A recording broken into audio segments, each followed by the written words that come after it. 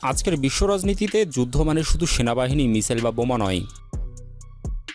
আধুনিক যুদ্ধের পিছনে থাকে কৌশল, অর্থনীতি এবং যুদ্ধের প্রভাব। অনেক সময় বড় শক্তিগুলো সরাসরি একে অপরের সঙ্গে লড়াই না করে ছোট দেশগুলোকে ব্যবহার করে নিজেদের স্বার্থ রক্ষা করে। ছোট দেশগুলো আকারে ছোট হলেও অনেক সময় অবস্থানের কারণে অত্যন্ত গুরুত্বপূর্ণ হয়ে ওঠে। ধরুন কোনো দেশ এমন জায়গায় অবস্থিত যেখানে গুরুত্বপূর্ণ সমুদ্রপথ বা যেখানে একটি সামরিক ঘাঁটি বানানো সম্ভব। আবার এমন অনেক দেশ আছে যেখানে রয়েছে প্রাকৃতিক সম্পদ, বিশেষ করে তেল ও গ্যাস। এই কারণে ছোট দেশগুলো বড় শক্তিগুলোর কৌশলগত প্রতিযোগিতার কেন্দ্র হয়ে ওঠে। বড় শক্তিগুলো সরাসরি যুদ্ধে না গিয়ে প্রায়শই স্থানীয় শক্তি বা মিত্রদের সমর্থন দিয়ে নিজেদের স্বার্থ রক্ষা করে।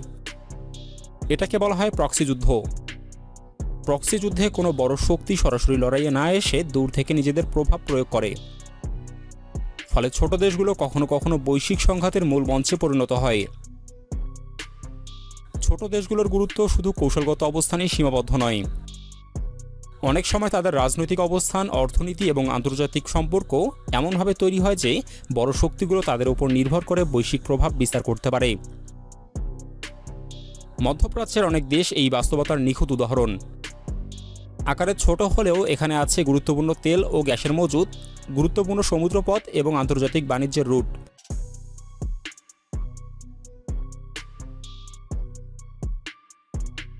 সরাসরি আক্রমণ না করেও তারা এই অঞ্চলে নিজেদের উপস্থিতি শক্তিশালী রাখতে পারে। কখনো কখনো এটি আঞ্চলিক মিত্রদের সমর্থন বা রাজনৈতিক চাপের মাধ্যমে করা হয়। ফলে আধুনিক বিশ্বের যুদ্ধ শুধু যুদ্ধক্ষেত্রের সঙ্গে সীমাবদ্ধ থাকে না, এটি ছোট দেশগুলোর কৌশলগত গুরুত্ব, আন্তর্জাতিক বাণিজ্য এবং প্রাকৃতিক সম্পদের উপর নির্ভরশীল। ছোট দেশগুলোতে প্রভাব রাখা মানে বড় শক্তিগুলো তাদের স্বার্থ, নিরাপত্তা এবং বৈশ্বিক প্রভাব বজায় রাখতে সক্ষম হয়। এই কারণে ছোট দেশগুলো অনেক সময় বড় যুদ্ধের কেন্দ্র পরিণত হয়। আকারে ছোট হলেও তাদের অবস্থান এবং সম্পদ আন্তর্জাতিক রাজনীতির খুঁটিনাটি হিসাবের সঙ্গে জড়িয়ে থাকে। আধুনিক যুদ্ধের এই বাস্তবতা বুঝতে হলে আমাদের শুধু সেনাবাহিনী নয়, কৌশলগত, অর্থনীতি এবং রাজনৈতিক প্রভাবকেও খতিয়ে দেখতে হবে।